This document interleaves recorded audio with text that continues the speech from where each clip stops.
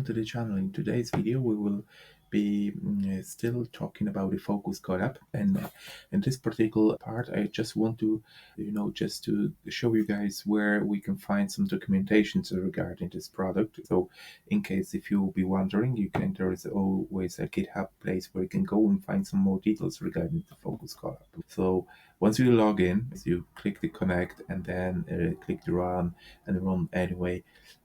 After it's all been loaded, as I showed you before, we just need to click here on this link, which will redirect you to the interface. After we click advanced, we see a few options here for us available. So we got a different settings like aspect ratio, performance presets.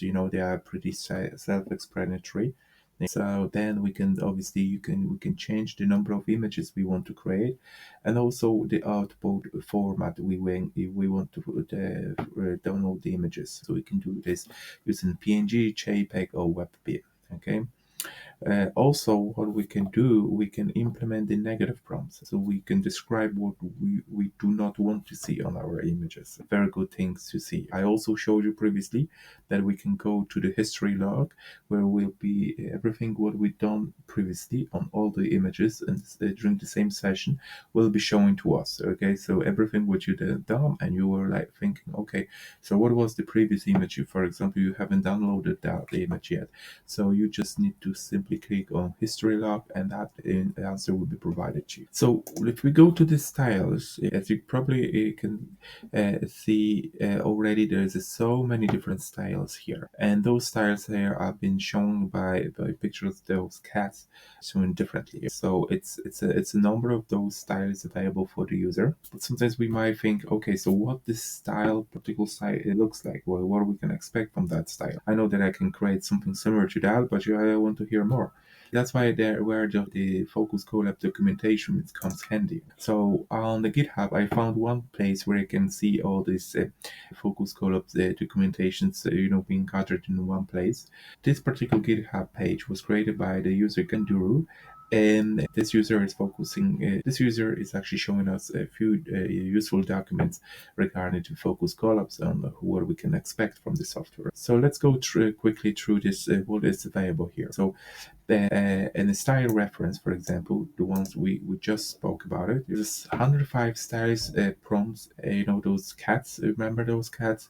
So altogether there are 105. And this user, Simon Xue, created this documentation.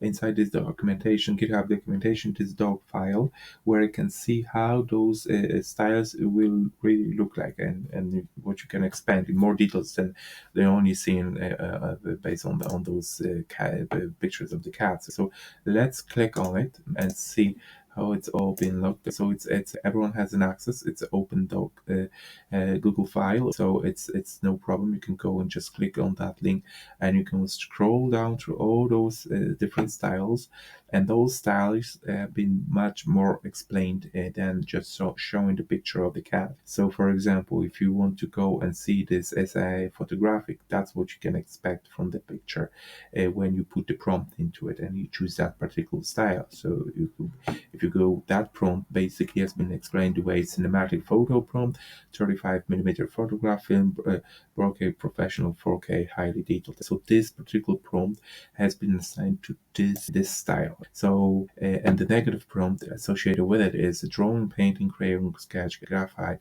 impressionism, noise, blurry, self form, ugly. So for example, here, this is something which you do not see when you click on it, on the interface. You just click on it, and you expect that whatever it's been presented to you is going to be very similar looking to what this picture of this cat is actually showing, but doesn't show you what type of prompt lies behind that. Where here you can go and check that prompt and see what is this prompt really saying, and what is the negative prompt saying. So it can give you some sort of idea, what you can expect from those prompts, and also you can do what you can do instead of just clicking on those, because they have been pre-populated the way like this. You just click it, and that will be added into the background. So let's say you're just saying like, I don't know, let's say a team playing the football here, and you click on it. So you don't have to put this prompt, additional prompt inside this prompt, the search button, because this prompt will be pre-populated in the background. While if you want to be more specific, instead of clicking one of those prompts, you can see which prompt really looks like what you really look like. You can take that prompt, you can copy that prompt, you can put that prompt here inside this prompt generating field, and you can just do some sort of customization. So you don't have to click on those prompts to get the outcome. You can do your own customization, and this particular file is really helping you, will help you out in establishing what you're really looking to get out of this picture you'll be creating with the Foocus Colab. So this is one of the sources I found very useful. You can go ahead and check it yourself. Now the other source, there are a few other things which are available. For example, this user, he created the other few things. For example, here you can see those styles here being put it inside, instead of cats like here, you can see those being presented in the form of the pumpkins. It's a different idea, so for somebody it might be more appealing. So you can also click on it and check it yourself. What you can also go, we can go through other things, like for example you can go and check the paper, and the paper will be, that's the paper about this stable diffusion model, focusing this is the paper about this stable diffusion model, and this is something which has been created by Cornell University. If you really want to go into the nuts and bolts of how it has been created, I highly encourage you to click on it and just read it yourself. It's something for some users might be very interesting to know. And so, yeah, that's what I want to show you in this video, because as I said, the Foocus Colab can be very handy if you really know what you're doing here. So this is something which it's worth, to mastering, all those prompts, or how to actually twiddle them.